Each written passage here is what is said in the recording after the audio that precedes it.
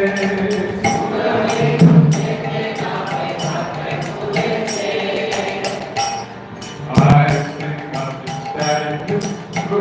the slide. You have to come closer. Come closer. You have to come closer.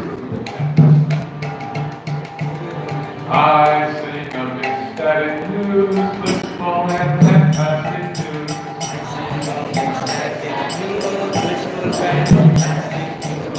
Just on marketplaces, it's the running moon drop.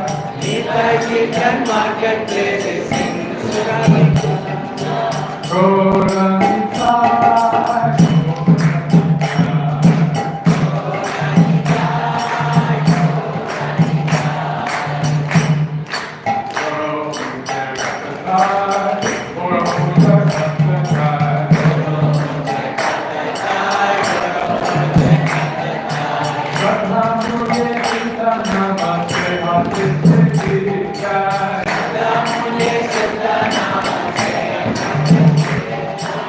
There are some in that holy marketplace. There are some holy days in that holy marketplace. Krishna's holy names are sold for just the price of faith. Krishna's holy names are sold for just the price of faith.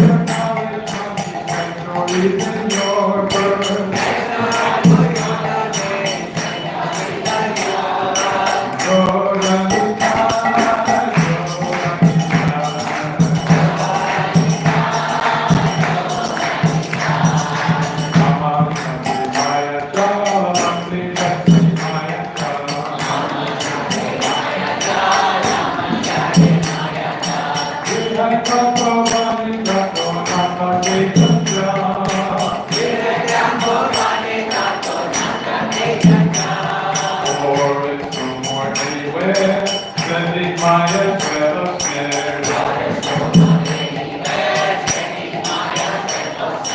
all at once to will be free of humanity.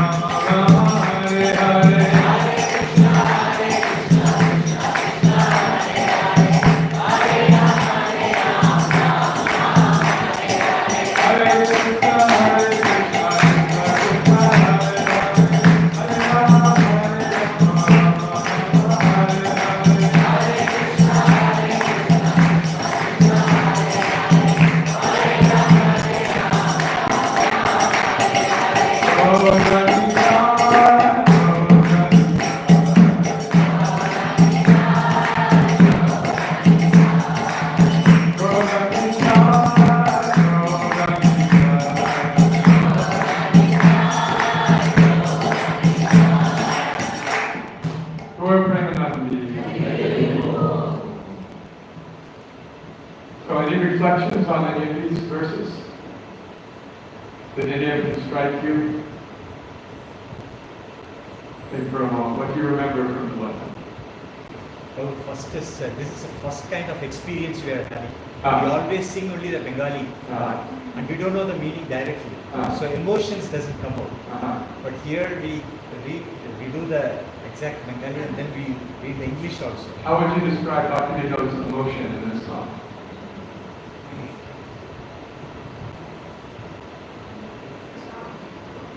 He's very ecstatic, very happy. He is enthusiastic about his product. If you buy this product, you're going to get all these benefits. He's a good marketer, yes. Yes. What is that? Pioneering in marketing, yes. And what are some of the ways in which he makes this product very accessible? What does he tell us about the product? That's about the faith. Divide the faith, yes. And who is eligible? Yes. Everybody is eligible. What are some of the things he says don't matter? Knowledge, birth, Your knowledge, your birth, your money, strength, yes. And even chandeliers can buy in this marketplace. He's so very generous. He's so very liberal. And marketplace is for everybody. So this is a great gift of the Holy Name. Of course, Srila Prabhupada made this prediction of Lord Chaitanya come true. He said, every town and village, my holy name will be sung. The devotees, the disciples of Bhaktisiddhanta used to think, well, this is some hyperbole, some metaphor, something aspirational. But Prabhupada made it happen. It was miraculous, isn't it, how it happened? So what was Prabhupada's quality that made it possible to take the marketplace of the holy name all over the world? What are, many qualities. What are some that come to mind? Shout out loudly, please. Compassion. Faith on the holy name. Magnanimous. Happiness. He would never give up. What else? Humility. Determination. All the qualities of the Vaishnava. Can you imagine, Srila Prabhupada, for 20 years, he was trying to actively start a Krishna conscious community or ashram here in India, and after all this time, he had one casual follower. And then at my age, at 70, he got this ticket not on a cruise boat, but on a freighter, which was not made for comfort. We crossed the ocean, and for a year, there was just struggle, nothing, just little response here and there, lecture here, lecture there. He never lost faith. And what is it that we learn from this? It is the instruction of the spiritual master is how we associate with the spiritual master. When I was a young brahmachari, I was a very significant disciple of Srila Prabhupada, but we all aspired to have the Bapu Seva. We wanted to do personal service for Srila Prabhupada. That was the epitome of Krishna consciousness. That's when we would really experience Krishna consciousness. So I got to see Srila Prabhupada about 50 times in classes, morning walks, and some darshanas. But no Bapu Seva until one day in 1975 in Chicago, my friend Gordon, who was cooking for Prabhupada, and he said, would you like to help me cook Prabhupada's lunch? I said, yes. Because I did not know how to cook, but that was no obstacle. So he put me on Sandesh duty. Sandesh requires no skill, just a lot of repetitive massaging of the curtain. So I was massaging while he was doing everything else. And I made it. Sandesh, put him on the plate, he said, then, would you like to offer the lunch to Srila Prabhupada? I said, yes, thank you. This was my big chance. So I went into Prabhupada's room, he was there. He looked at me and said nothing. Very grave, just looked like. I put the plate down, the obeisances left the room. Prabhupada liked to eat alone. And so I was standing outside listening when he rang the bell, then we were to go in and pick up the plate. Heard the bell, I went in, the obeisances.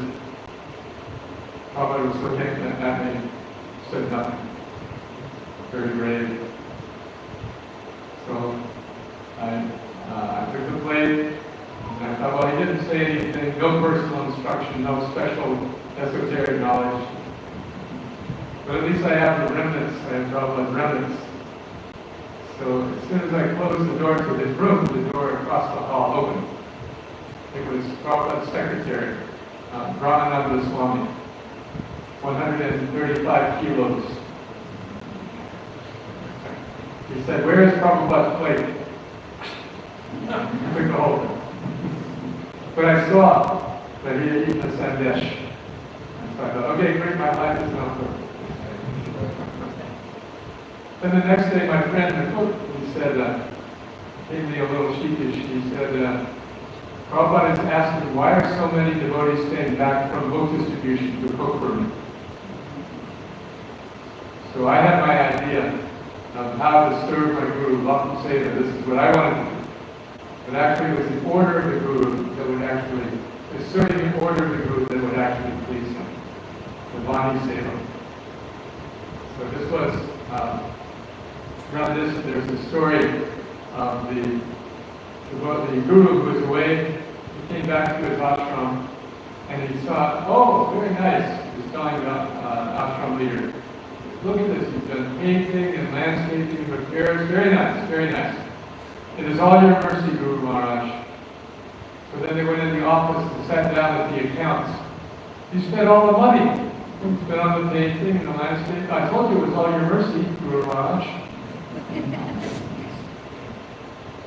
So we want to be Guru's Sevi, not Guru Bhogi. We want to serve the Guru by increasing the assets of the spiritual master, not enjoying the assets of the spiritual master. So Lord Nityananda is the original spiritual master, and Bhaktivinoda Thakur is now his appointed agent, who's going out and selling the holy name, distributing it to others. Actually, there is no selling of the holy name.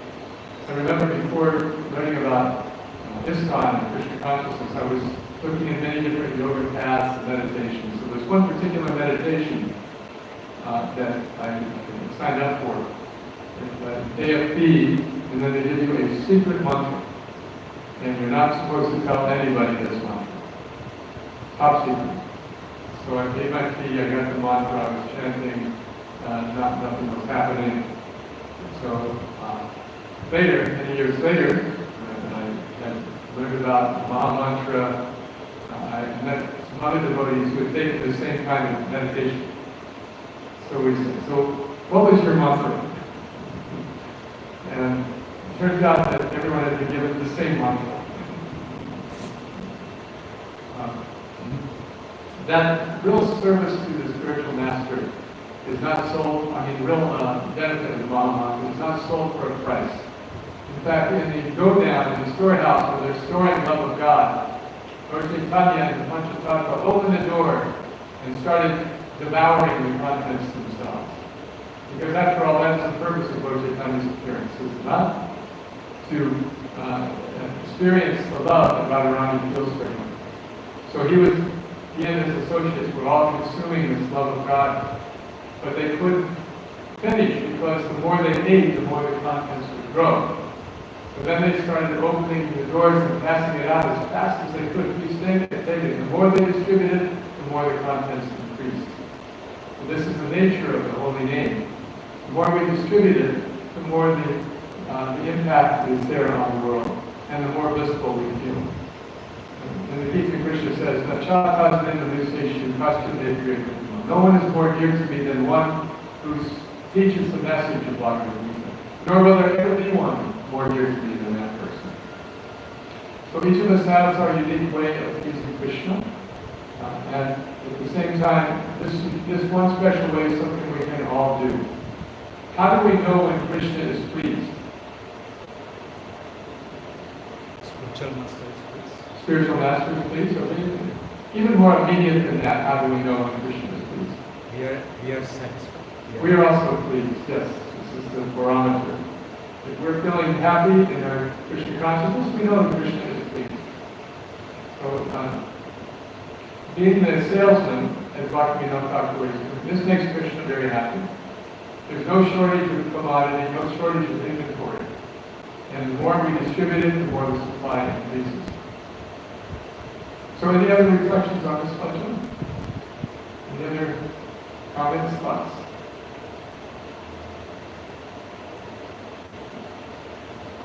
Questions, anyone? Shall we do some more? Like to do another bhajan? Okay.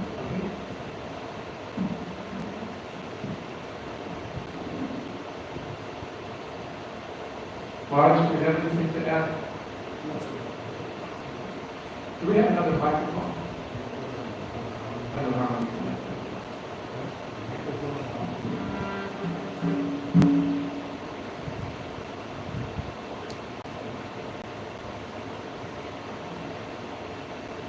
This is another bhajan related to Gaur Purnima, another experience of Lord Chaitanya's compassionate mission. So in this one, there's some very heavy preaching. The devotees of Lord Chaitanya are sticking very strongly to their fellows. You may or may not have the same strategy, but we'll talk about it. Who is familiar with this button?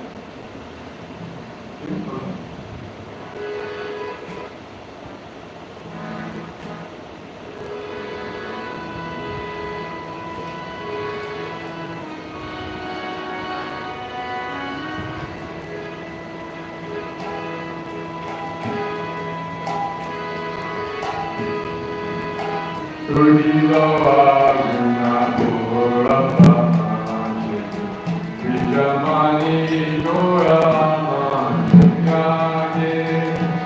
Udilo aguna purapamani, Vijamani goramani kage.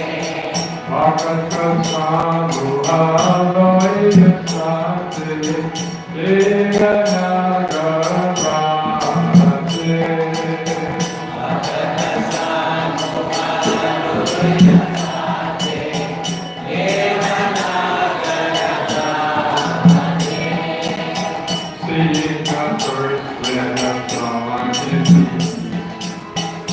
from his bed rose the gem of the tree. Seeing the flowers spread around. From his bed rose the gem of the tree. Joined by his bhaktas together around, he danced through the countryside and went down.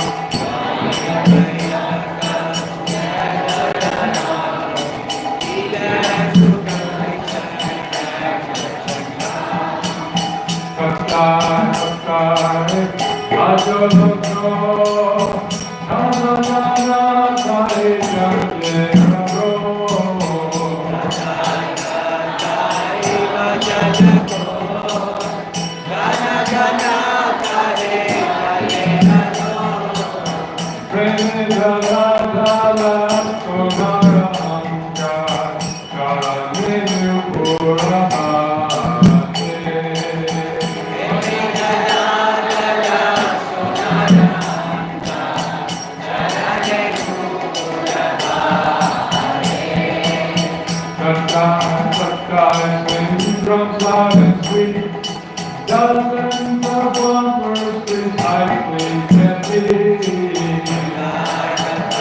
Sing the drums loud and sweet, dozens of wonders precisely can be. Jingle bells jingle the way just above, roar on the golden for them in love.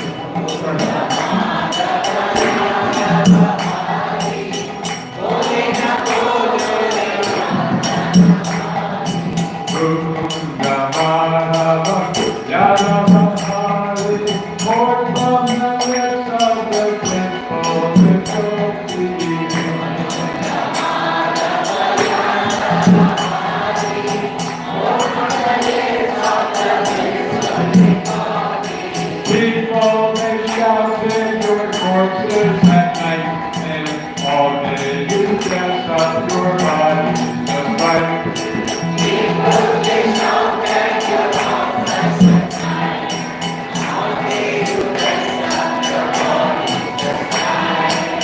Hey, mana, your love, mana, deha, ana, koro, baba, deha.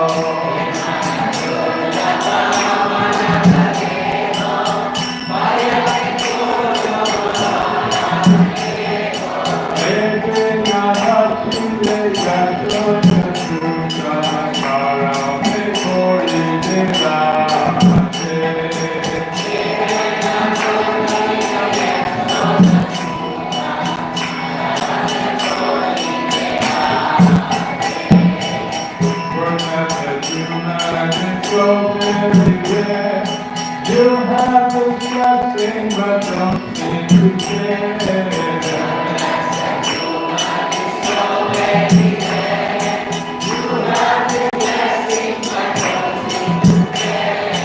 Nothing but worship of your chosen son. Only you can all be saved in your time.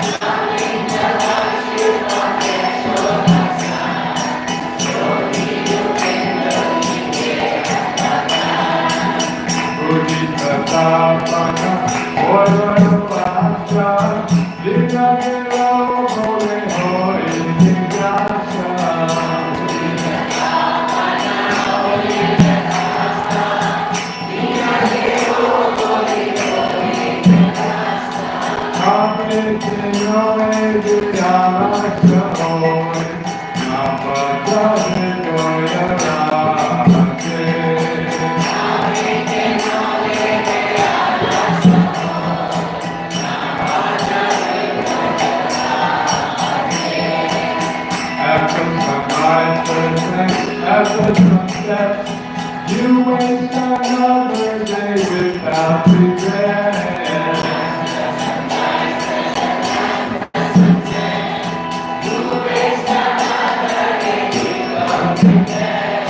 Why are you idle, and when will you start to understand God who resides in your heart?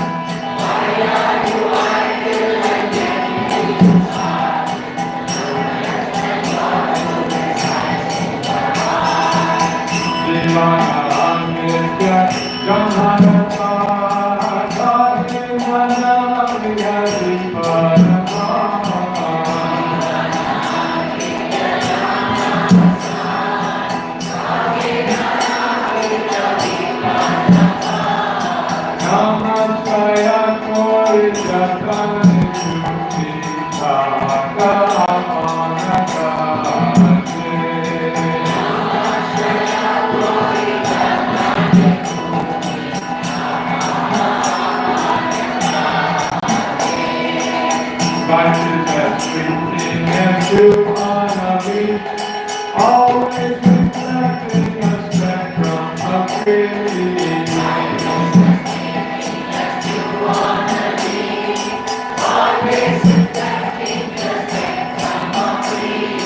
What other service is equally same as finding the shelter of God's holy name? What other service is equally same as finding the shelter of God's holy name? Musica italiana, banana, Yore te asti e manuriana.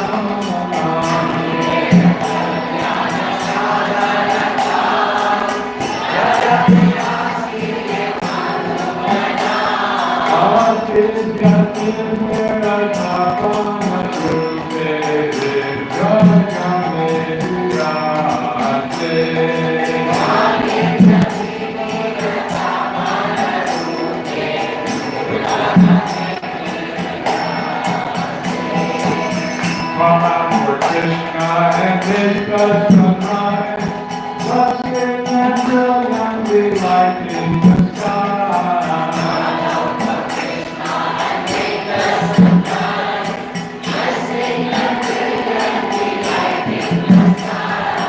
Both in your own and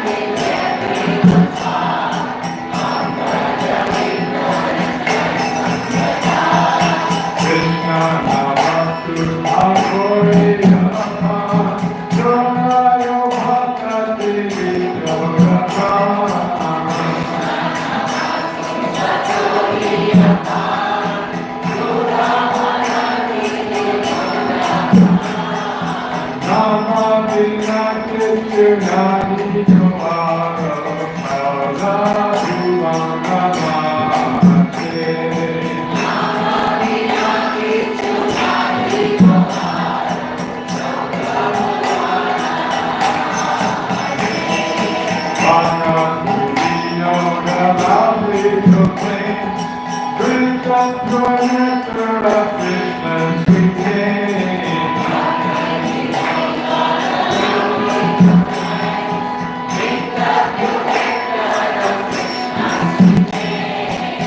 These holy names are my very my care.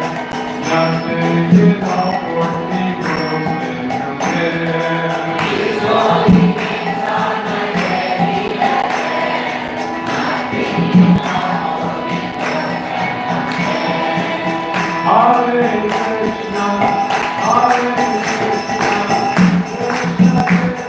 for me grows in compare. Hare Krishna, Hare Krishna, Krishna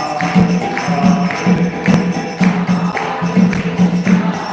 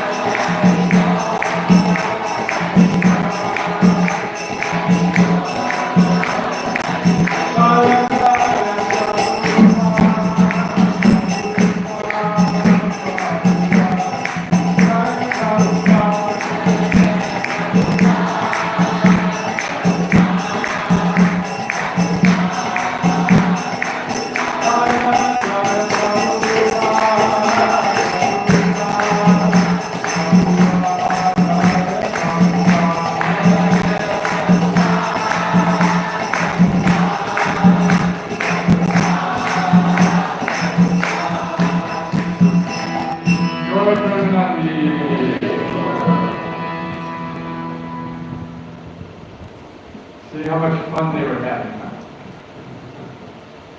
What did you think of the way they were presenting Krishna consciousness to people? What do you remember? What were they saying? Like this, drop of water on the leaf. Yes, it is full of miseries. Temporary life is full of various miseries. Have you ever had anyone, when you say this, have you ever had anyone question it? What do you mean, life is full of miseries? Why do you have such a negative attitude? My mother always said that. Hare Krishnas are so negative. Birth, death, disease, old age.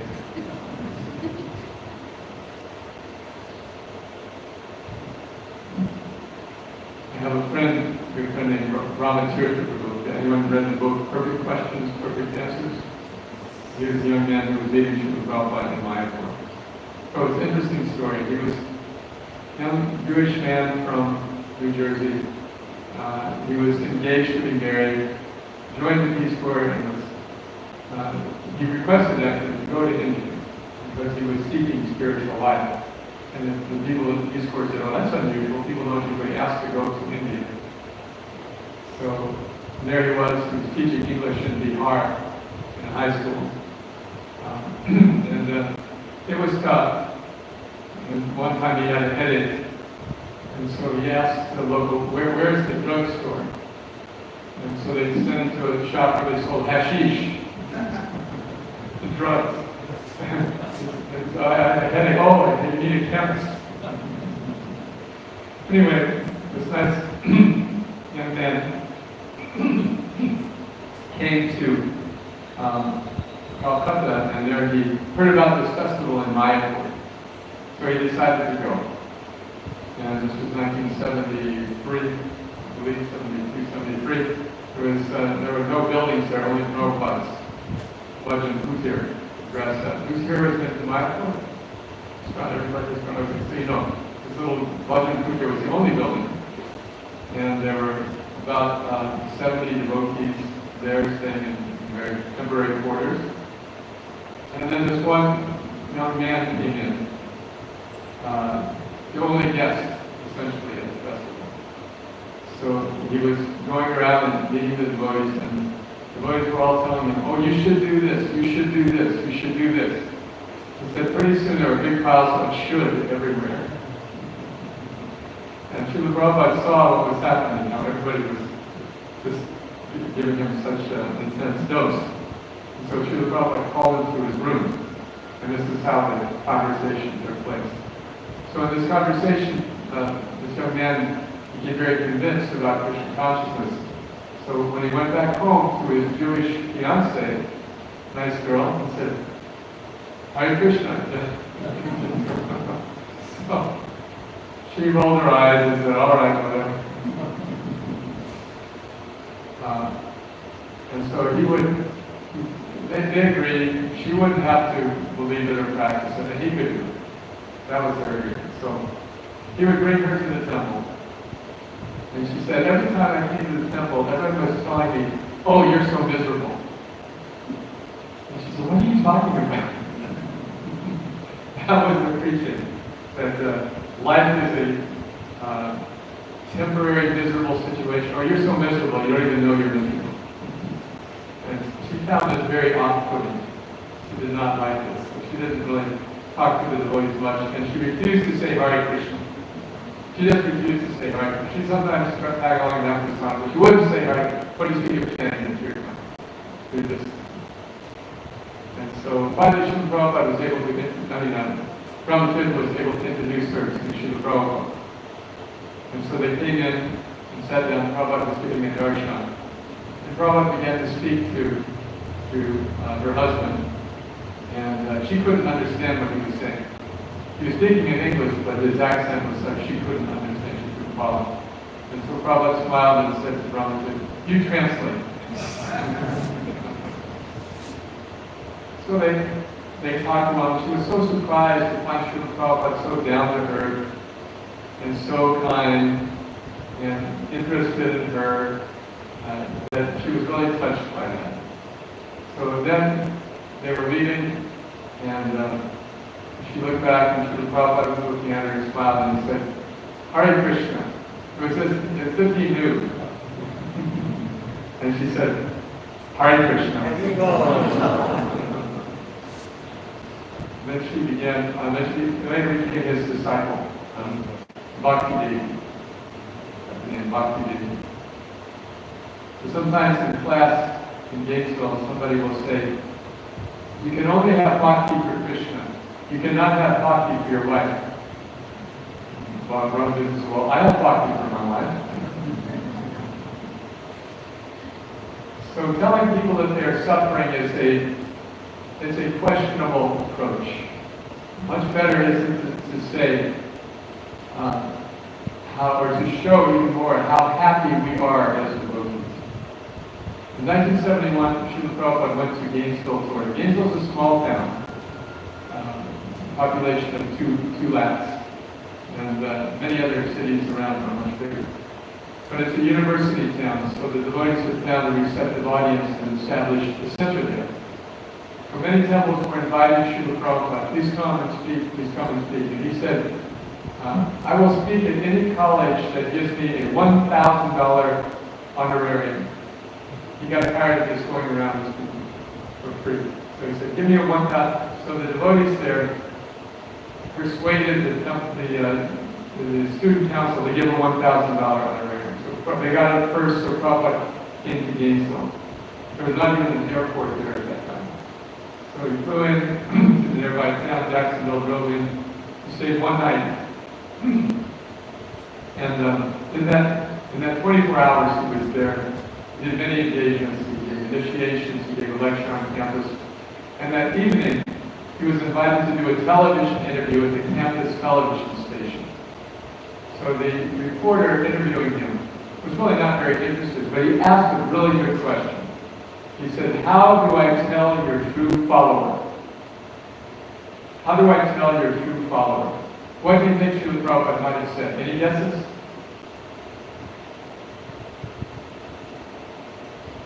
How do you tell a true follower of Srila Prabhupada? Take a guess, come on. Shriram.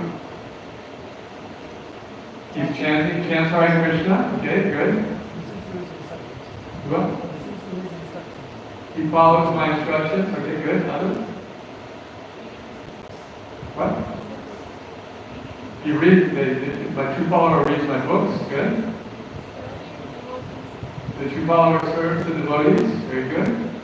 All these things. My true follower has a bald head. My true follower wears. So many things he could have said, but he said something very interesting. He said, my true follower is a perfect gentleman and gentle lady.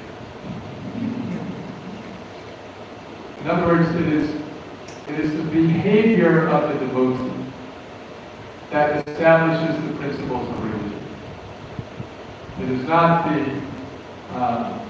heavy philosophy or convincing people that they're suffering. We don't have to convince people they are suffering. If we wait long enough, they will figure it out themselves. So when they're suffering, then we are there for them. Then we are far out over far. We're wanting to help them.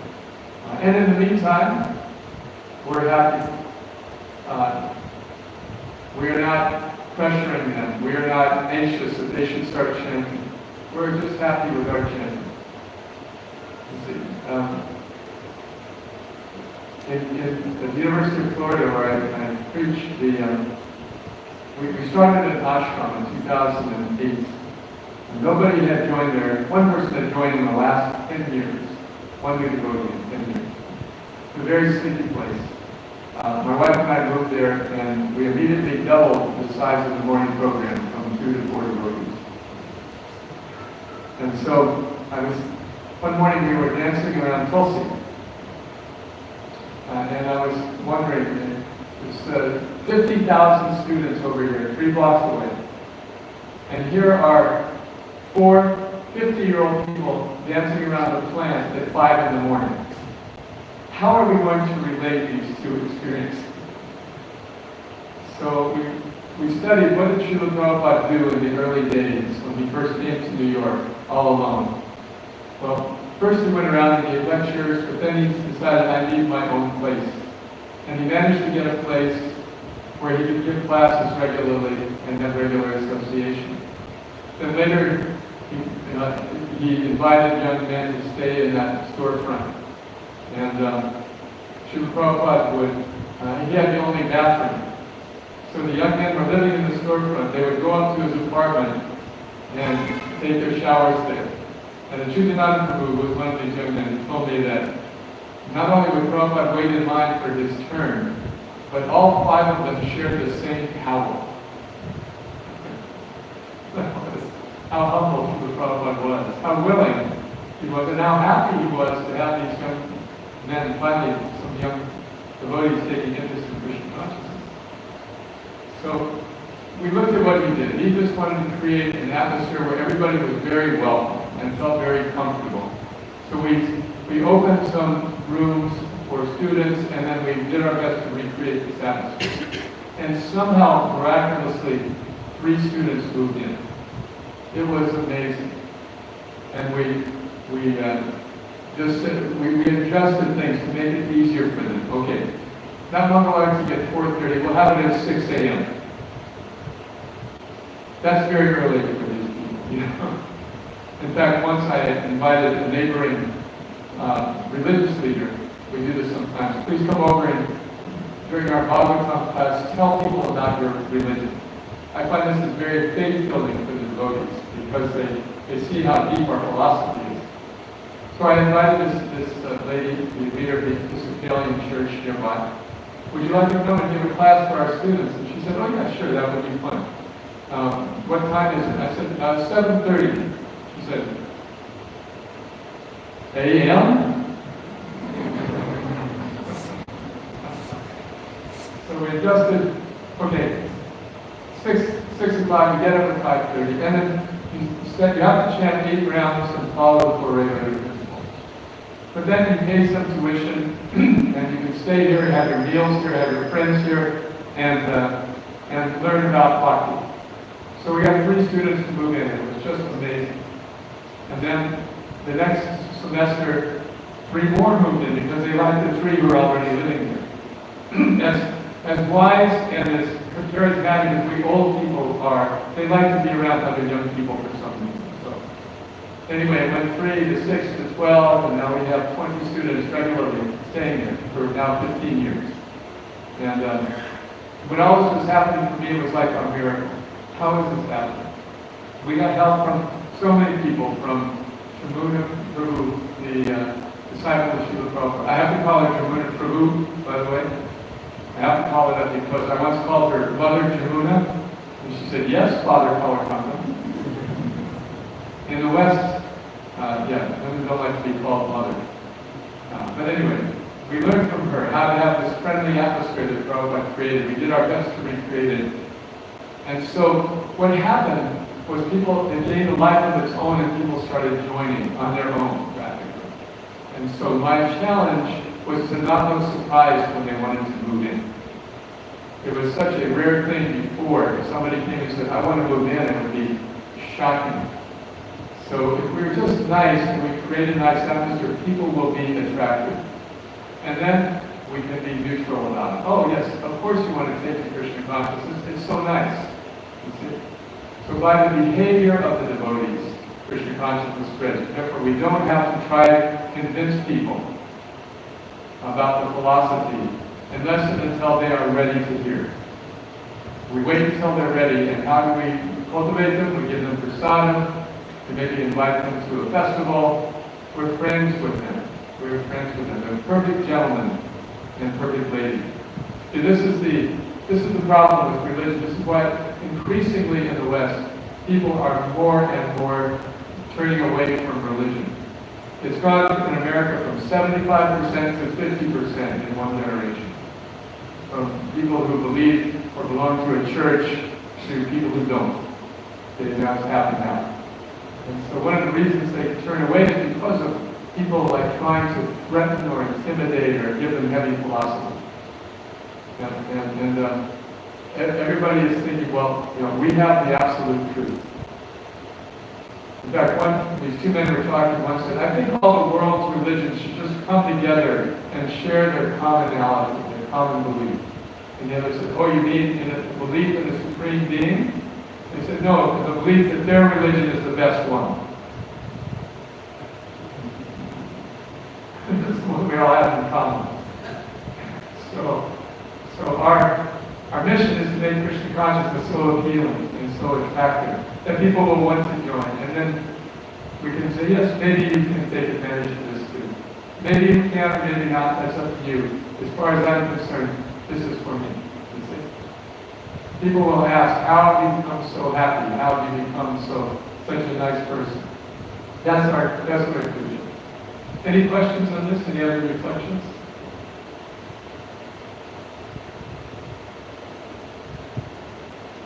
quiet group.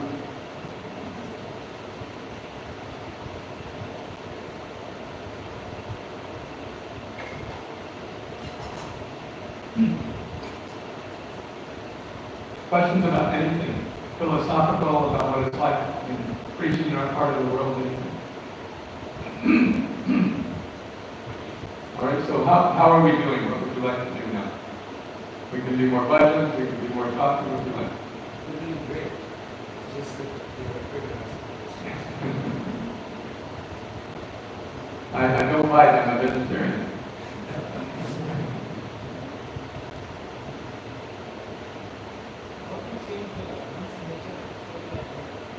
Very nice question. How do we change our nature? What is it about your nature you would like to change?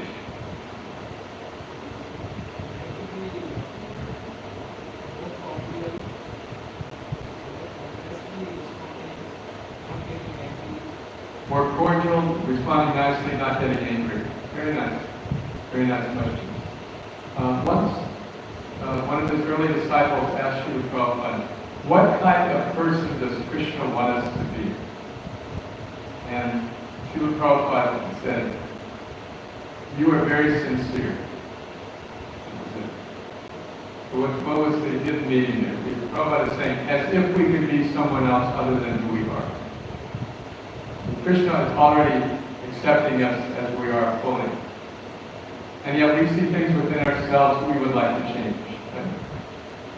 So, there's two things. First, the process of Krishna consciousness is not under our control. In other words, we don't have the ability to implement changes in ourselves. And yet the process changes us. Shrinda comes Bhakta Krishna, Purnishkatma, Kirtana, Vidyam Praksto, Gyabadran, the Vinodis Saritsam. Krishna, within the heart, cleanses all the anarthas from the heart of the sincere devotee who hears and chants his message. Our challenge is to be patient enough to allow the process to work. And at the same time, there are behaviors we can learn. For example, you mentioned being cordial. What does it mean to be cordial? It means to take a genuine interest and care for others. So how do we understand others? We ask them questions. Srimad Bhagavatam is full of questions and answers, isn't it? And often we know that the person asking the question already knows the answer. They already know the answer, but they just want to hear from the other person. Like Maharaj Parikshit and Chikadeva Goswami. So, to be cordial means to talk to people and try to understand them. We ask them open-ended questions. You know what an open-ended question is? What is an open-ended question? It's a question that cannot be answered yes or no. Like, how are you? Yes. Open-ended questions encourage people to talk. So we want to encourage people to speak. We use our 2 ears and 1 mouth. We ask questions, we start a conversation. So how are you? What are your thoughts about this? Oh, that's interesting. What are you going to do? What are your options? What are your plans? Open-ended questions start with how or what. So we tend to think that whoever is talking the most is controlling the conversation. Actually, whoever is asking the questions is controlling the conversation. So we ask good questions and get people to talk. This is the way to be cordial. The way to be a good conversationalist. Ask the other person. Try to learn everything we can about the other person. Show a genuine interest. There are 2 kinds of people in this world. There are people who are looking for someone to be interested in them, and there are people who are interested in other people. Which do you think is more rare? Yes, the person who is actually interested in other people is a rare species. So if we become like that person, then we'll be cordial. Then people will welcome us wherever we go. People will smile wherever we go, not whenever we go. Then you also asked about anger. So anger is one of the pushing, right? Vedas. Vacho Vegam, Manasa, Krodha Vegam. Anger is a pushing. The first thing to know about being angry is that it is an indulgence. It is an indulgence. Occasionally it might be a tool, but most of the time it's an indulgence. Okay?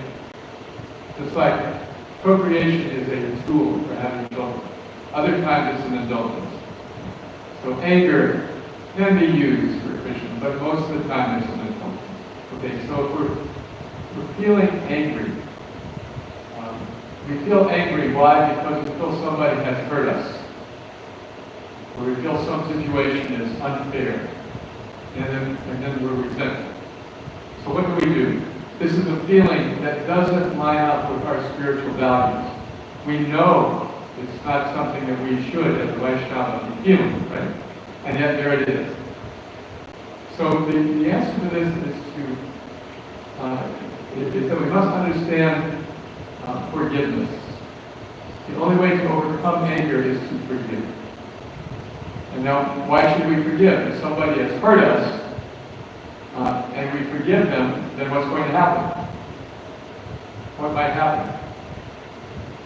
They hurt us, we're angry, we forgive, then what? Again, they will hurt us. Yes, they'll hurt us again. So we're thinking, I want this person to feel the same hurt that I felt, for their good. And if they don't hurt me, they might hurt somebody else. So I want them to understand how their actions have caused me pain.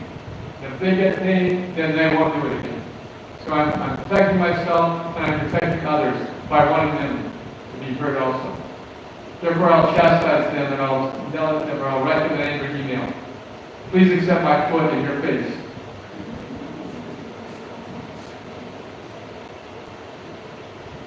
The problem with that is that it only escalates. For example, when Maharaj Parikshit put a dead snake around Swami Parikshit, that was an offense. It was a small offense. But then shrinking escalated the offense. So if there's retaliation, it only causes more retaliation. You remember Shiva and Daksha and their associates getting in a fight, cursing, counter-cursing, and then it ended up in so many deaths. And so, therefore, the result of anger, if we can indulge it, is inauspicious. When Maharaj Parikshit was out touring his kingdom, he came across Kali beating a bull. And the bull had already had 3 legs broken and was just standing on one. So Maharaj Parikshit came on the scene. He saw it happening with his own eyes. He told Kali, stop! And then he turned to the bull and asked a very strange question. Who is doing this to you? He saw the whole thing. There was no need for forensic crime scene investigation. He saw it. He saw who, but he asked the bull who was doing this. And how did the bull reply? He said, some people say that we suffer because of our past misdeeds. And some people say that we suffer because of astrological influences. And some people say that we suffer because of nature. And some people say you can't explain suffering at all. So in light of these possibilities, who do you think is doing this to me? And so Maharaj Parikshit was very pleased by this answer. He said, I can tell by this answer that you are Dharma personified. Why? Because you refuse to blame the person who is causing you distress. You refuse to sink to that level. And you accept that the suffering is caused. This person is just an agent of my karma. So this is not easy, but it is the answer to your question. How to get rid of anger? We have to forgive. In his teaching to Maharaj Yudhishthira, these months, they made this point. If you want to get rid of anger, you have to forgive. Being angry with somebody is like saying to them, you hurt me, I'm going to drink some poison. That will teach you. Who is hurting when we're angry? Is the other person hurting? They're probably happy to see us angry. No, we're hurting. We're just hurting ourselves. So we forgive, not for the other person, but for our sake. We forgive. That takes a lot of discipline, a lot of determination, because the offending propensity is even stronger than the mating propensity.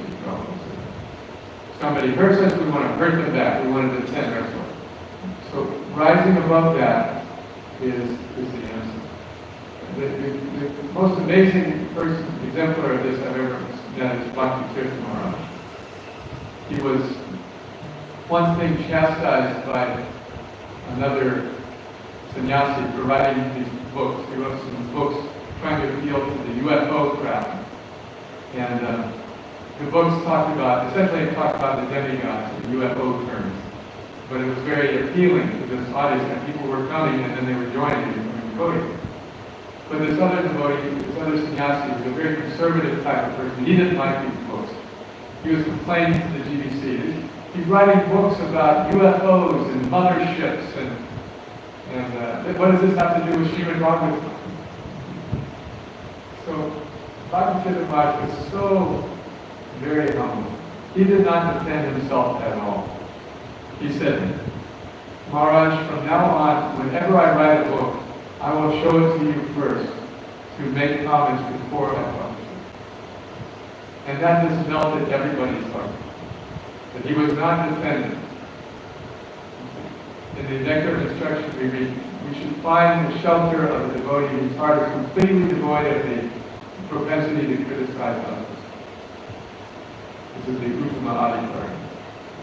So we may not be on that platform, but we can at least understand this is the goal. And when we feel anger, say, okay, this is an opportunity for me to forgive. So what about if you're concerned? Will this person hurt me? They're hurting somebody else. I need to chastise them. We have to understand that this does not please Krishna. Every one of his parts and parcels is dear to Krishna. And if we're thinking ill of another, one of his beloved sons or daughters, how do you think that makes Krishna feel?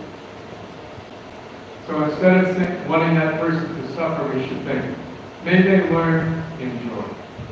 May they learn, enjoy. Try that mantra. You're mad at somebody, say, oh, may they learn the right way, but may they learn, enjoy. Not in suffering.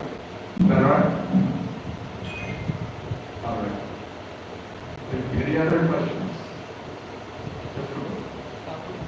Thank you for this wonderful session. I had this question. You explained about how you wanted to regulate proper and how you want to educate and all. So where did this idea come from?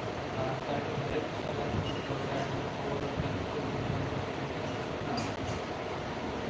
So in Gainesville, I think Lars has visited church. We have a prasadam distribution program.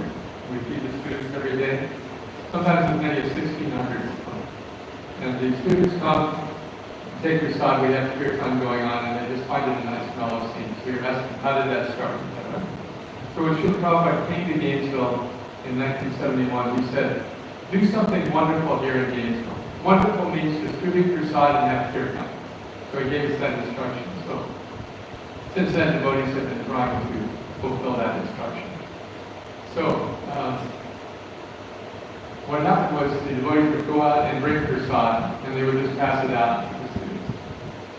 And then they started getting more people coming, and they started bringing like khichdi so they could actually have a lunch. And the students were very glad to have that lunch. And so the devotees were bringing more and more prasadam, so they put out a little donation tin. We put in a donation. And the average donation was about, in rupees, you might say like 5 rupees. You know? So it wasn't much. And so the devotees would have to go out and collect money so they could pay for students to have lunch. And the students at this university were not poor. So anyway, they were doing this for some time, and then the policeman came and told the devotees, you have to leave. You have to get off campus. You can't do this here. And this was the 1970s when the devotees were very, when the young people were very anti-authority. So the devotees refused to go off campus. And so the police they had to drag them off. Like non-violent, non-cooperation. So they dragged them off, and then the case went to court. And the judge heard both sides, and he said, oh, let the Krishnas have their picnic. So that's how it started. And this was 52 years ago, 3 years ago. So on, so then they just kept serving prasad and serving prasad, grow 100 people, 200 people would come. They get the donations, raise the money elsewhere. Finally, one one of the temple presidents said it's too much. It's too much. We can't go out and collect money to feed these rich students. And so he said, we're going to now ask a donation of, say, about 250 rupees, just to cover the cost. Or we're going to ask a donation from everybody. And so there was all kinds of objections and protests, and what are you doing? You can't. And then the attendance tripled, because people didn't want the free mango. And they didn't want to feel obliged to take a free lunch. So, but when they had to give something, then, oh, this is a good price, I'll take it. So more and more people were coming, and we increased the menu. So anyway, this is how it started. And because it got started before the regulations were put in place, the university lets us do it, they won't let anyone else do it. Now the regulations would never allow it. Nobody could come on campus. So that's the story. And that's what we do. We go and chant and distribute prasad like Prabhupada said yesterday. Of course, in 1 year, we will distribute as many plates as they distribute in 1 day at Kumbh. So the scale is quite good. Okay, any other questions? Well, we heard about a Sadhu Sangha men's group for 25 years. Oh, yes. So I live in the Alachua community. Alachua is a suburb of Gainesville. And many years ago, the devotees brought schools there for children. And the schools became very popular and attracted a lot of families. So now there's a large concentration of devotees in that area, about 1,000, which is the largest concentration in North America. And so married people have a tendency to just be with their spouse a lot. And I don't know if you noticed that men and women are very different. Men and women are very different. I don't know, this is no news to you.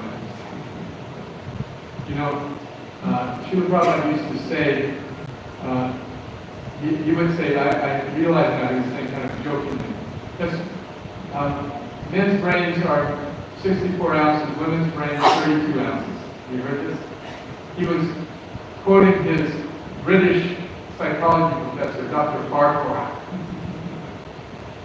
And essentially saying, well, your people said this.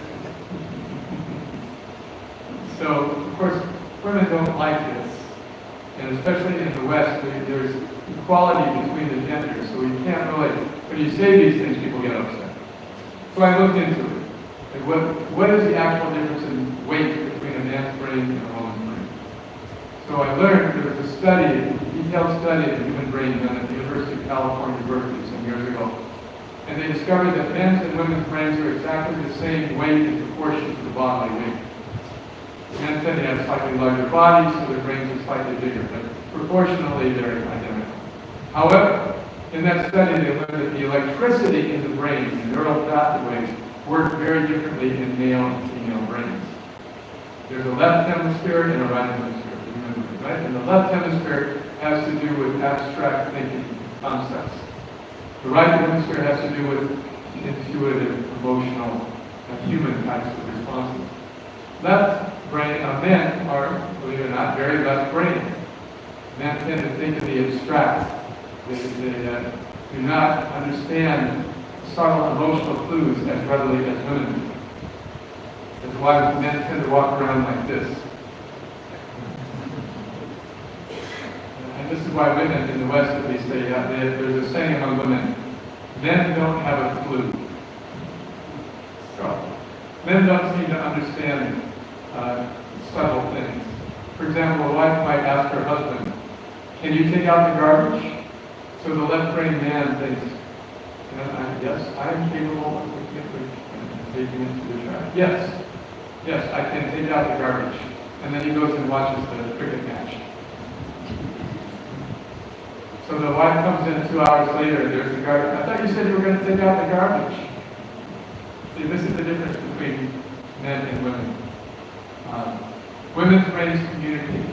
Men have to learn how to communicate with their intuitive side. Women's brains automatically communicate. You can see this in the Kirtan. At least I see this in the last one. Yeah, on the ladies' side, the ladies are dancing these very elegant formations lotus flowers opening and closing, swirling around, very graceful. Everyone's cooperating very nicely. The men's side, you only know 2 steps. One is a jumping contest.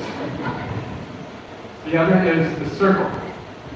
Men can do the circle very well because every man thinks, I am leading. So, recognizing the difference between men and women. Some senior devotees advise that we meet with other same-gender devotees once a week. And the women meet with the women, and men meet with the men. Marriage is this very challenging combination between man and woman. Different thinking, different way of looking at life.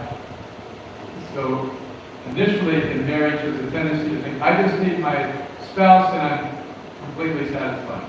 And then after a few months, it starts to wear off a little bit.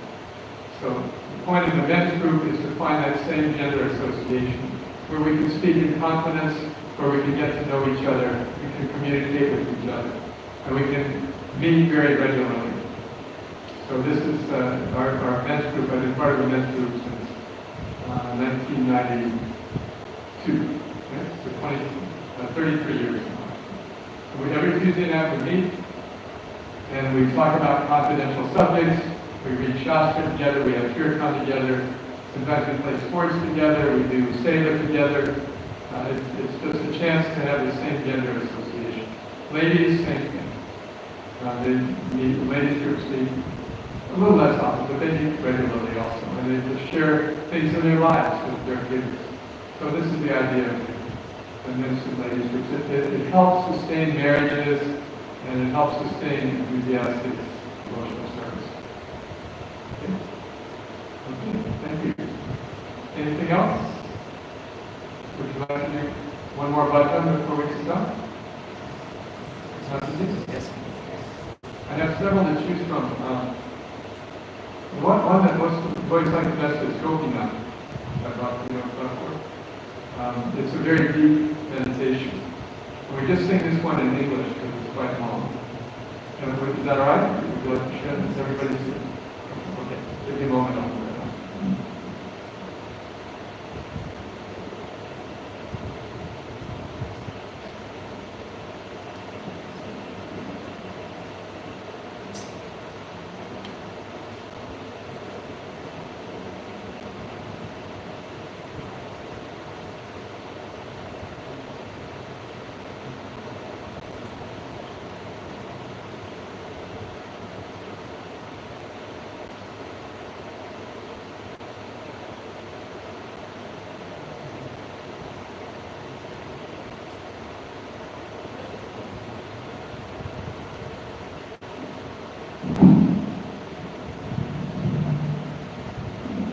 Again, this one, we all just sing in unison, okay?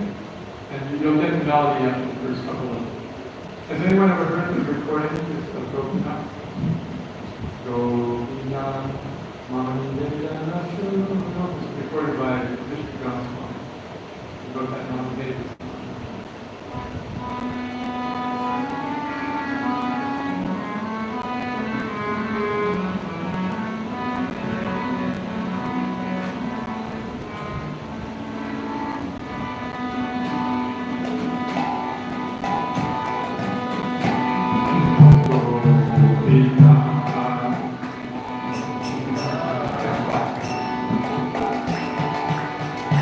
Would you be so kind to hear me? Desires make my mind sing. With it all the time, with not one person to endear me.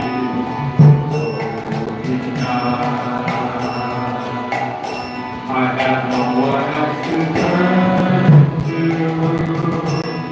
Your truths of lotus feet are my sanctuaries.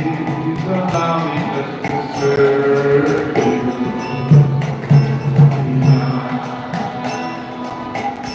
Whatever purify me, The ocean has its day. My manipulations will be like no other sea.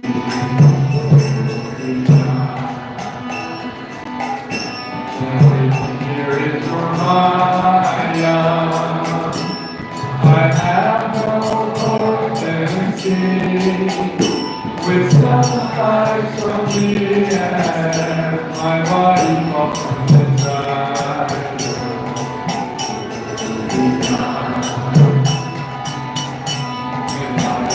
Stay at your feet through unbelieving consistent your pleading for your precious gift of mercy.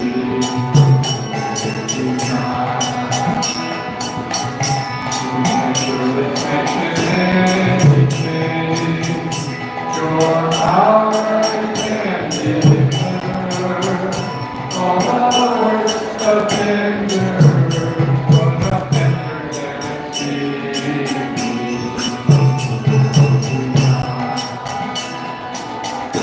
you are like a sea of mercy.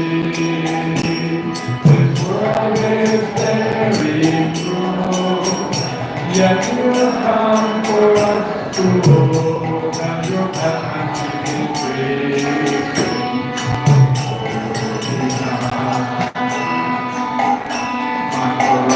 That's no measure, while demons, thieves, and kings have came to your feet, mocking thee, no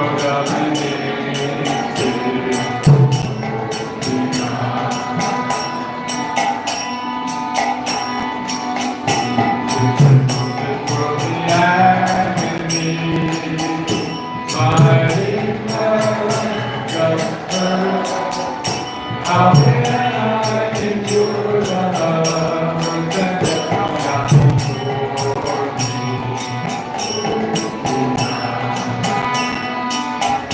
I'm the servant of desire, in this lusty craving, in my heart awakens, pleasing like essence of my God.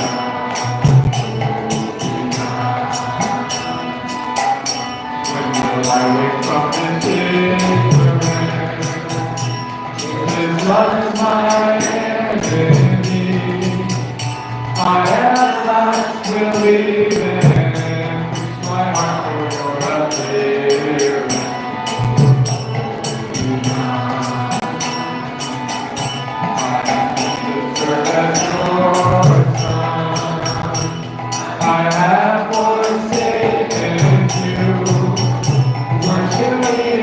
Illusion, I forgot my life.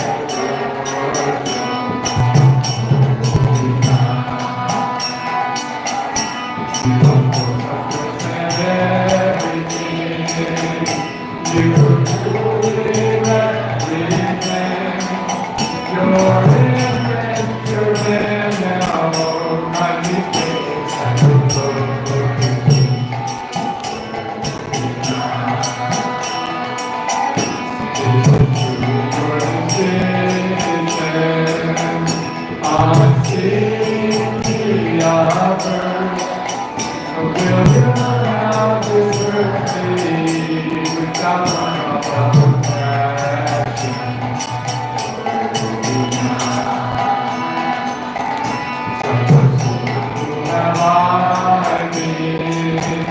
what truly benefits, I have yet to witness how I live with it.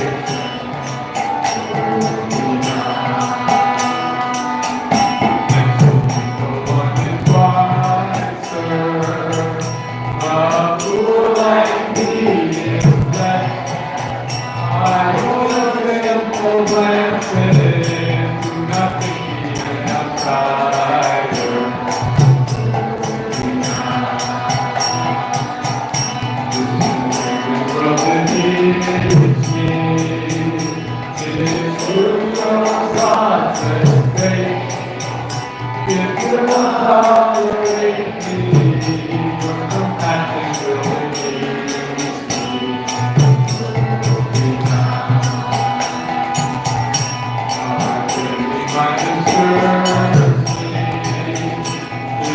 won't last any time. You can see it goes on in the darkness of the world.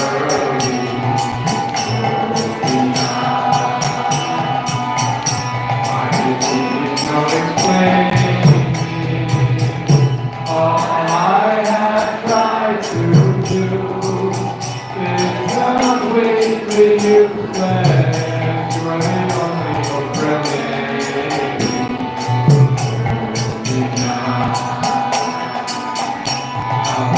I'll make an answer.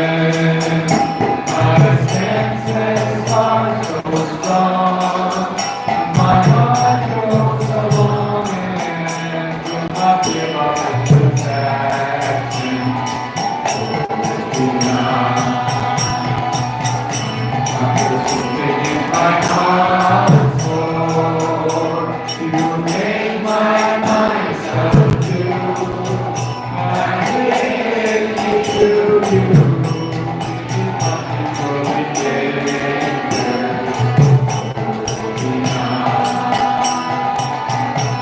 I see that I am helpless. Your senses are controlled. It's not your own goals. Baby, promise that you listen.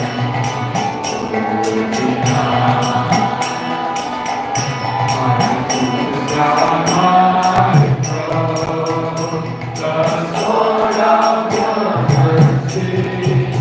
And alone release me. And brother of heaven.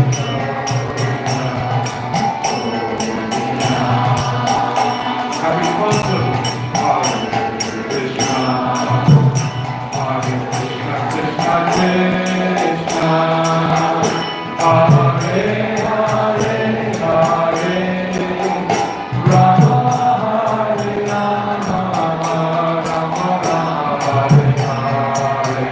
Everyone,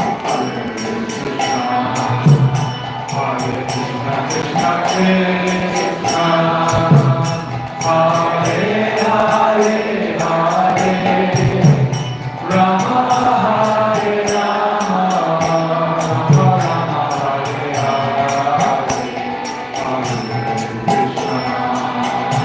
Hare Krishna, Krishna Krishna,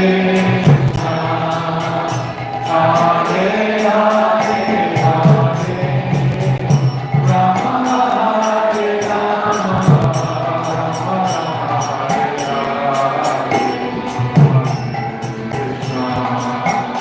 Hare Krishna, Krishna Krishna, Hare Hare Hare, Rama Hare Rama, Rama Rama Hare Hare.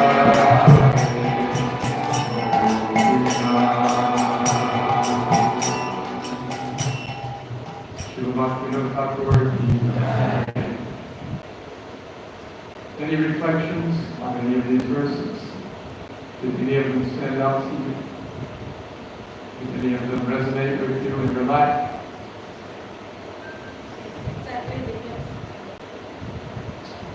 What was an example of one that you felt?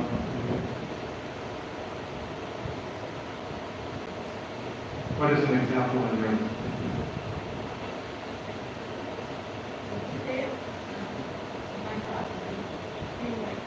Every day your heart feels like this, in the mood of you're Krishna, you're my only hope.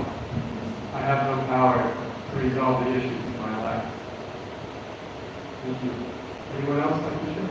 Here, talks about the mind and senses are never controlled. Yeah. You are controlled, so please control yourself. Be a Rishikesh. If you are a Rishikesh, you please control my mind. Right. We'll stop there. Pleasure to be with you. 4:30, 4:20. 4:20.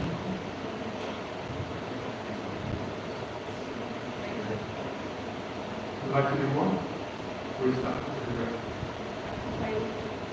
Up to 5. Oh, I see, then we have to. Oh, all right.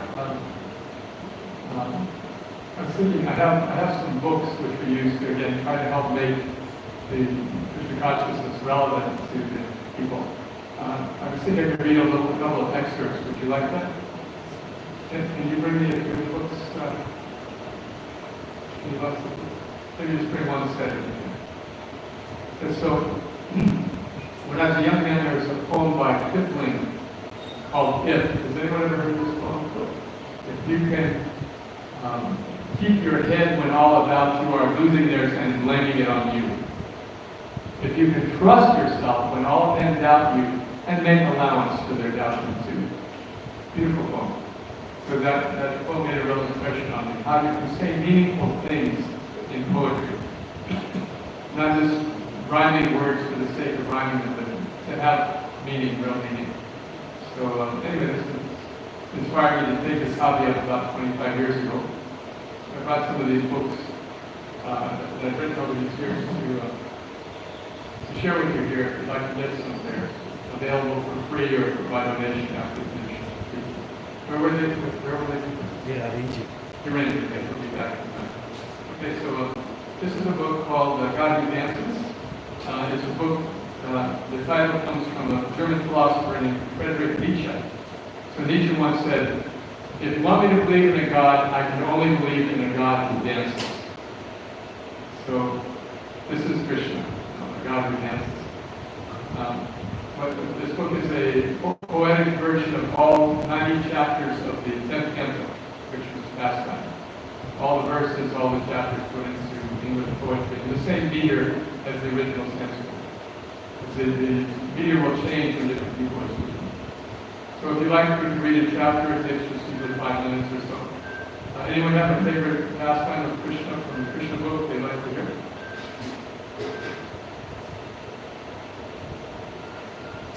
Has anyone ever read the Krishna book? Okay, just checking. So what would you like to hear?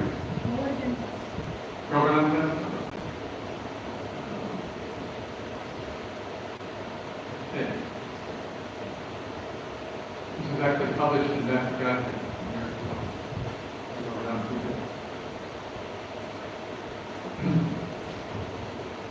Lord Krishna saw the cowherd men preparing sacrifice to offer to Lord Indra, honored king of paradise.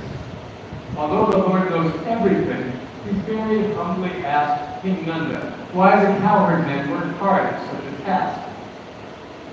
Dear Father, kindly stop a moment. Tell your loving son the purpose of your effort and for whom it's being done.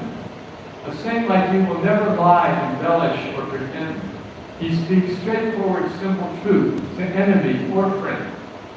But even if you keep the truth from someone you don't trust, to keep it from your allies or your son would be unjust. While following tradition, doing what's been done before, some people practice rituals but don't know what they're for. Is yours a common ceremony, held with wives and friends? Or is it something sacred which the scriptures recommend? So here's Krishna asking his father, why are you doing this over this Indra together? We're serving Indra, Nanda being. It's simply protocol. The clouds, his representatives, give sustenance to all. So people offer sacrifice like this, with ghee and grain, the products Indra gives us through the agency of rain.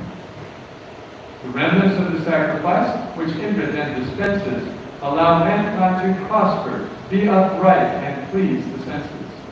Tradition says this sacrifice gives joy to heaven's master. Neglecting it is selfish and would bring us to disaster. So Nanda is justified. Lord Krishna, knowing everything, including Indra's pride, and how to please his family and friends, at once replied, my father, it is karma by which one is born and dies. From karma comes all our happiness, distress, and fear arise. If we're rewarded for our work by higher deities, then first of all the gods need us and our activities. It's karma that determines whether we shall sink or swim. Lord Indra can do nothing. Why should people worship him? We all have our own natures which determine what we do, and work, in turn, determines the results that we accrue. Our karma creates bodies, good or bad, as our reward. So karma is, in fact, our friend, our enemy, our Lord. Good work creates good karma, with prosperity and health. Instead of Indra worship, let us worship work itself. If one influence rules our lives, but we revere another, are we not like a faithless wife attending to her lover? The Brahmins work at teaching, and the Kshatriyas defend. The Sudras serve all others, and the Vaishyas farm and land. Since we, as Vaishyas, keep and milk the cows for livelihood, the object of our rightful worship must be understood. Of course we need the rain, but is it Indra who supplies? The clouds produce the rainfall that comes freely from the skies. The mode of passion fills the world with full variety, including clouds that squander rain on desert, rocks, or sea. We live on hills with forests, not municipalities.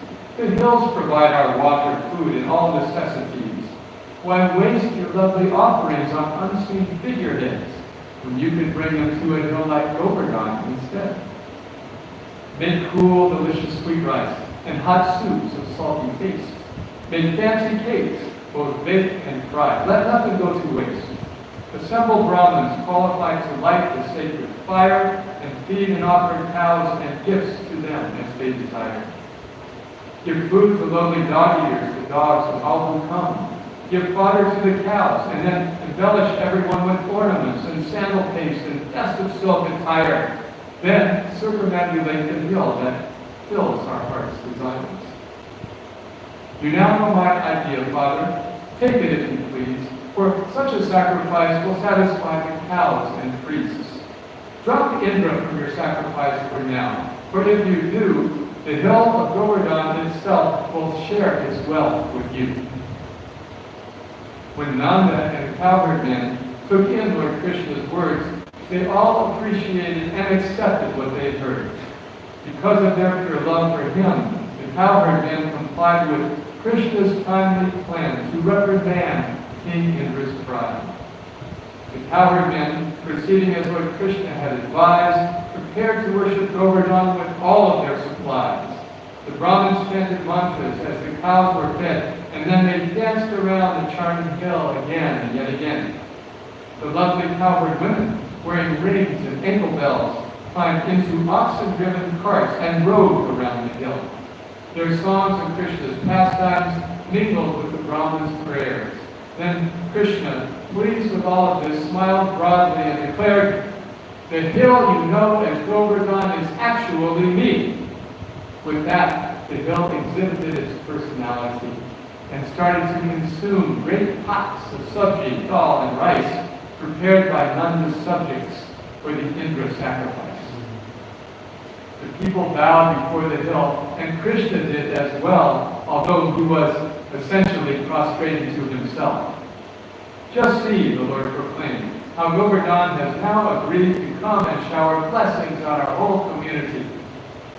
Since he can take the shape of snakes and other deadly shapes, to fail to worship Govardhan would be a grave mistake. Festivities completed, all the citizens felt blessed and went back to Vrindavan with Lord Krishna and took rest. So that's a sample. So anyway, this is my hobby. Do you have a hobby in Krishna consciousness? What is your hobby, Maharaj? Bhagavad Gita Museum?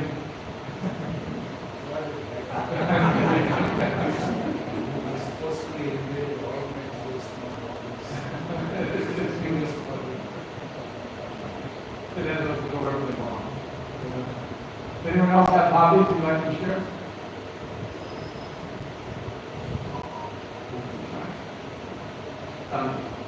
This is a book that Srila Prabhupada wrote in 1962. Has anyone heard of this book, Gita? He put the entire Bhagavad Gita into rhyming Bengali couplets. And it was published in his godmother's newspaper. He did this while he was doing Srimad Bhagavatam.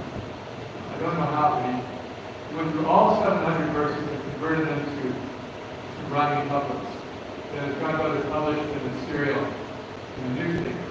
Later, when he had the Bhaktivedanta Book Trust, he assembled these articles and put them in a book in Bengali, which has sold millions of copies in Bengali along the way. Said to be the Bhagavad Gita. And he wanted these verses to just be sung. So my friend, Swarup Krishna Prabhu, and I went through and translated all of the verses word by word into English, because it had never been done before. And what we found is that Prabhupada put a lot of commentary into these various translations. I have some of the slides somewhere. Should I put them up? Or should I just read? Up to read. Just a few. For example, when Arjuna is in his concern whether he should fight or not, he says, "Should I kill them or they kill me? I'm caught in a dichotomy, as if a man with feet on separate racks. To kill my friends who will not run, and Dhritarashtra's hostile sons assures us only sorrow when this is past." Do you remember this from Bhagavad Gita? Where, if you remember Arjuna saying, "I feel like I'm a man with feet on two boats in the Krishna part." No, it's not there. It's not there because Prabhupada would put it in as a kind of a colorful commentary.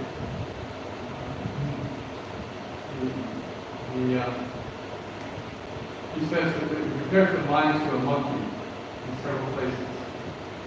And in chapter 6 also he talks about the mind as an interesting analogy. By working with detachment and resolve, one saves the soul from endless wells of worldliness where it has long been full. A friendship with the mind makes this much easier to do, for otherwise the mind is like Hiranyakashipu. You remember Hiranyakashipu and Bhagavad Gita? I did make it correct. So anyway, this is a real joy to go through and see Prabhupada's creativity. I'll show you one. This is a translation of all the songs in the Vaishnava songbook, like the ones that we sang today.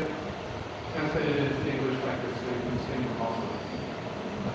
Everything from the morning program, the prayers of the Jagannath, Prabhupada's song on the boats, Martini Bhagavatarma, they're all Bhaktivinoda Sharanagati. One more I'll read. I did this book tomorrow a long time ago. Somehow we tolerated it. This is the Bhagavad Gita in rap. So in America there was a very, very popular Broadway show, play called Hamilton. And the whole thing was done in rap. It was the first time there'd ever been a big play done in rap. So I was thinking, if they could do a play in rap, we can do Bhagavad Gita in rap also. Let's try it anyway. So my idea of God growing up was this very angry man, you better behave or else. There's a phrase, the wrath of God. Beware the wrath of God. So we changed it from wrath to rap. So it's the wrath of God. Because Krishna's such a cool dude. Would you like to hear just a little bit of Krishna's rap? Yes. Okay, this is from chapter 2. You're a soul, not this body. We could use a little beat for this.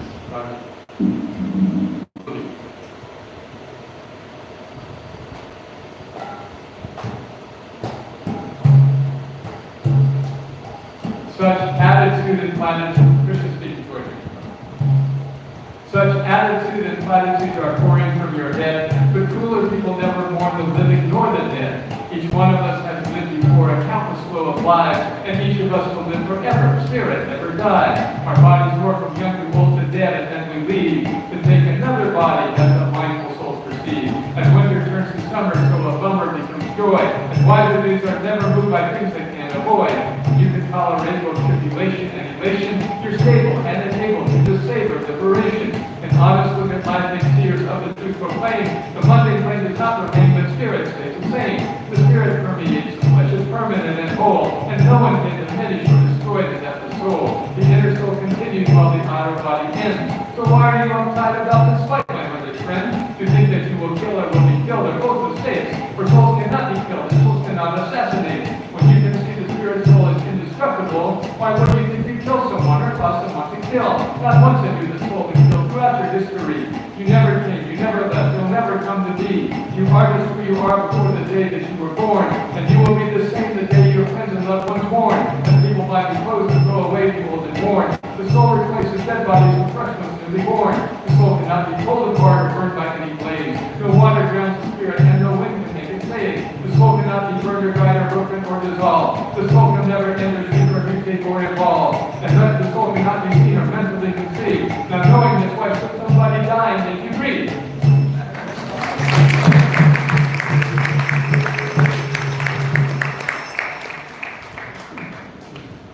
I don't have a temple to build, so I have time for a hobby.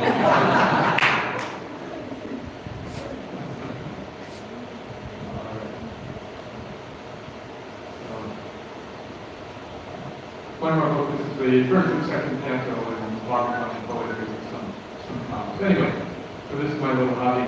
I brought sets of these for copies for you if you'd like to take them. I just have to finish it. Ready to be in the back? I'll glad to sign them for you. And again, you can just take them for free or donate something. Srinivas agrees to take any donations from there. All right, so any other topics to discuss? Any other questions or thoughts? We can do another bhashan if you want. Great.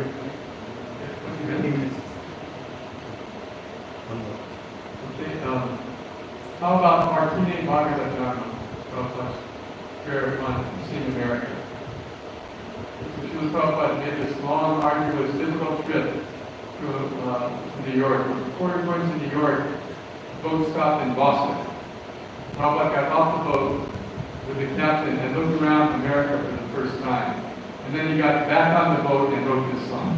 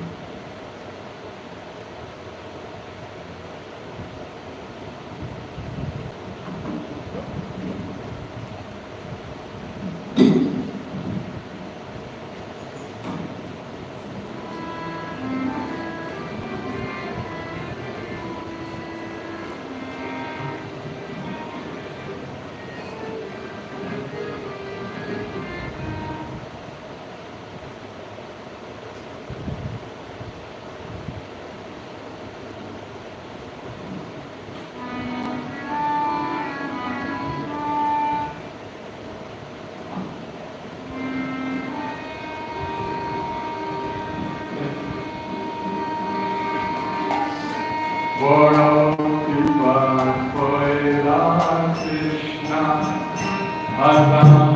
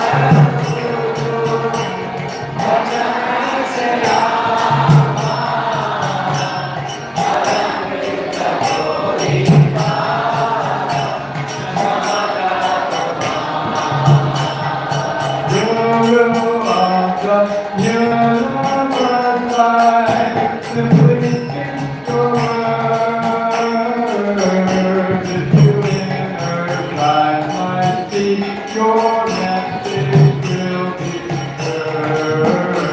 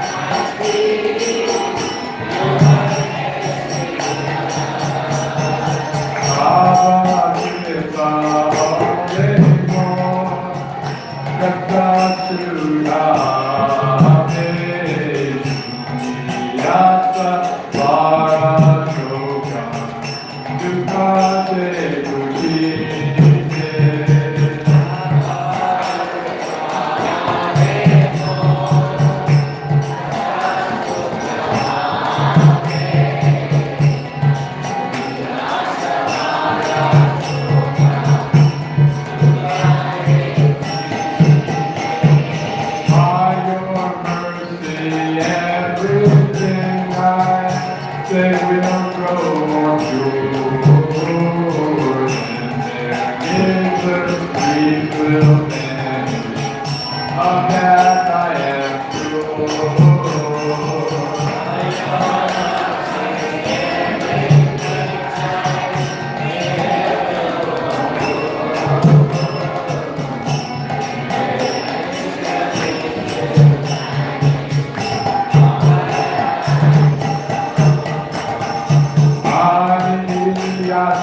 Jari Prabhu Amare Nachate Nacho Nacho Nacho Prabhu Nacho Se Mate Gate Prabhu Kali Gata Nacho Se Mate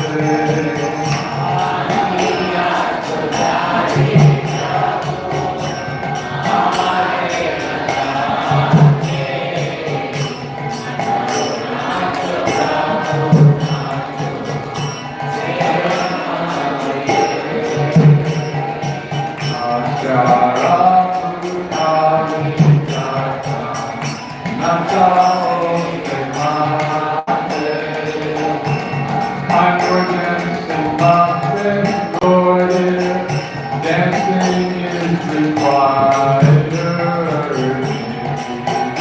Just make me dance as you desire.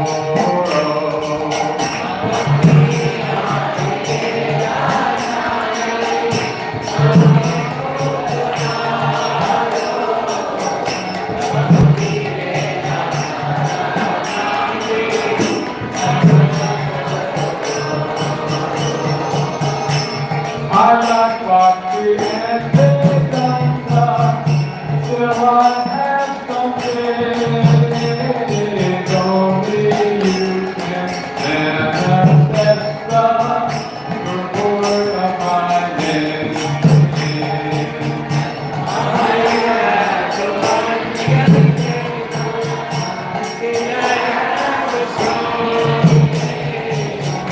Only you can manifest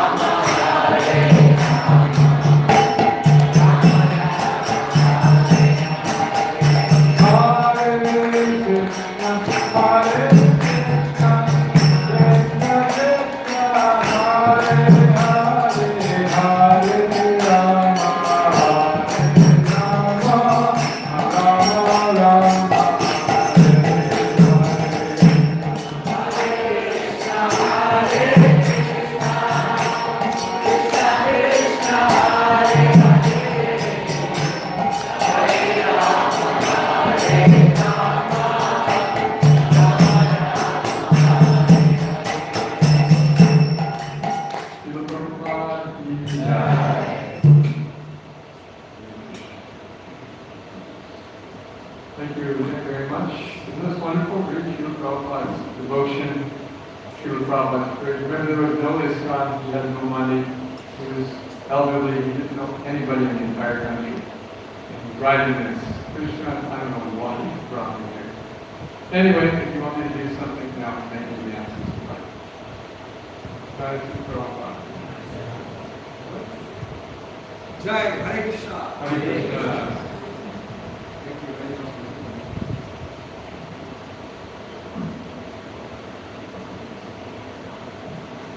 So, just hearing Prabhupada's affirmations before he started his own movement in America, setting himself, preparing himself, and understanding that I'm going to act as an instrument of Krishna was very poignant and very deeply moving. Was very, very humble, and saying that I should be an instrument in the happy hands, hands for his wish. I think this is a very important instruction for all of us. And really go and services, and we should accept this mood of being an instrument on the veterans, whom the veterans folks.